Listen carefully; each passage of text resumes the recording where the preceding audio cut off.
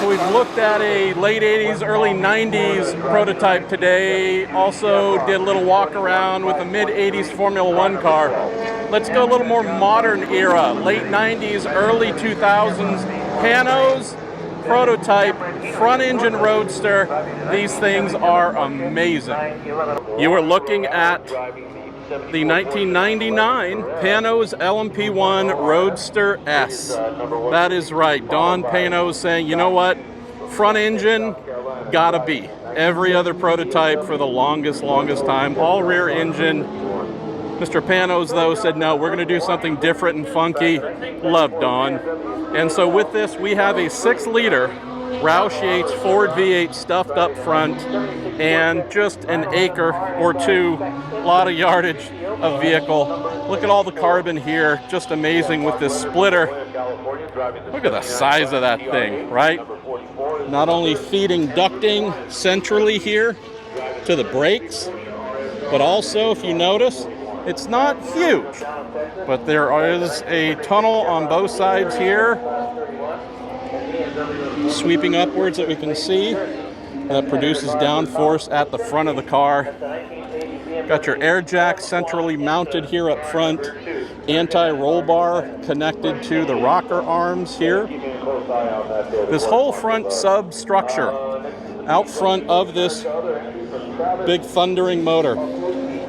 Pretty interesting knowing that here we have to bolt a motor to the car, this V8 as a stressed member, and then also mount in front of the motor everything that is necessary here in this big carbon structure to carry the front suspension, pushrod front suspension, rocker arms here, conventional damper and spring setup. You see the steering going on there, leading there to our front-mounted steering arms. Also with the super long hood, which we'll go walk over to in a moment. The ducting there feeding into the radiators to keep this hot rod cooled. Then on both sides of the motor, oil tank, water reservoir in the radiators, etc. Just all kinds of great stuff. Look at the ducting coming in and then feeding out through the sides here. Looking back into the radiator on both sides. And then, oh boy, big exhausts doing big, amazing things. Just saw my friend Gunnar Jeanette, who had a little moment sitting in the car, said he hadn't been in this in like 20 plus years. I don't understand that because he still looks like he's 20 years old. But just such an amazing vehicle. Also the single roll hoop era, no longer allowed, hadn't been allowed for a long time, but I love the looks of these cars. Just with that single dedicated roll hoop, and also how short the car is.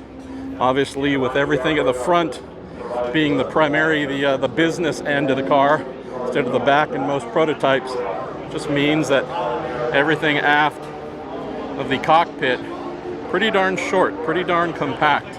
You look at this rear wing, this is no joke as well.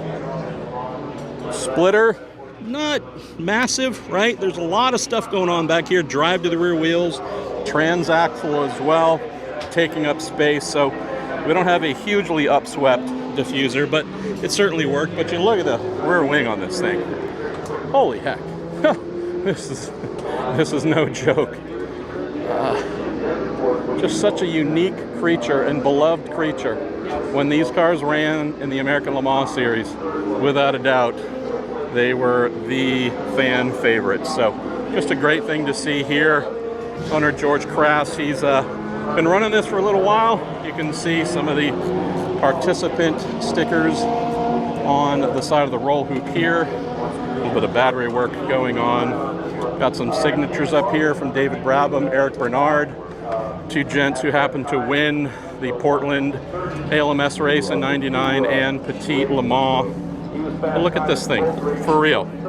There's nothing like it, and I love it when we get to see things like this, where it's not the 50th or the 100th Porsche 911, but indeed one of so few that were ever made, and we just don't get very many of these still running today.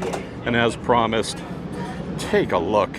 That's a lot of hood for a prototype. Such a glorious vehicle. So thankful it is here in Monterey for the 2022 edition, the Rolex Monterey Motorsports Reunion.